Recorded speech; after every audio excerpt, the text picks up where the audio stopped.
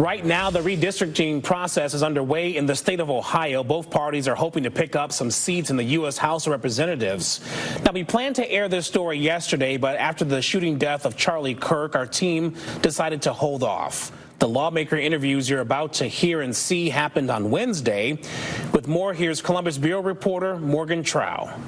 The redistricting process in Ohio is known for being stressful, and with tight deadlines approaching, it's already looking pretty rocky. We're off to a bad start when the other side calls a press conference and says it has to be this or nothing else. House Speaker Matt Huffman and the Ohio Republicans are disappointed in the Democrats, arguing that they're not playing fair because redistricting should be a bipartisan process. On Wednesday, he announced the Joint Committee on Congressional Redistricting, where each chamber has a team of 4 Republicans and 2 Democrats to draw a map publicly. They didn't want the map drawn behind closed doors, is the metaphor, which was apparently what happened with the map yesterday. But on Tuesday, Democrats introduced their version of a map. Currently, there are 10 Republicans and 5 Democrats representing Ohio in the U.S. House. President Donald Trump won Ohio 55 to 44% in 2024. With that result, Ohio's 15 congressional districts would be 8 Republican and 7 Democratic, which is reflected in the Democrats' map.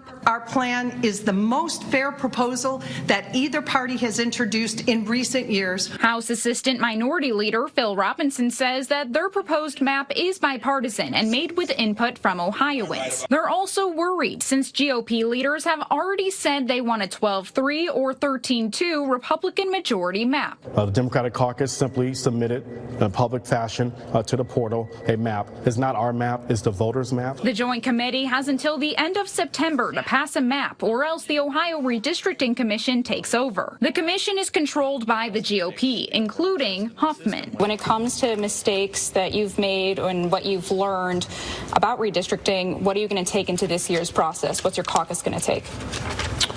Well, I think the number one thing is that a lot of people want to talk about 12-3, 13-2, or 10-5, or exactly what it is.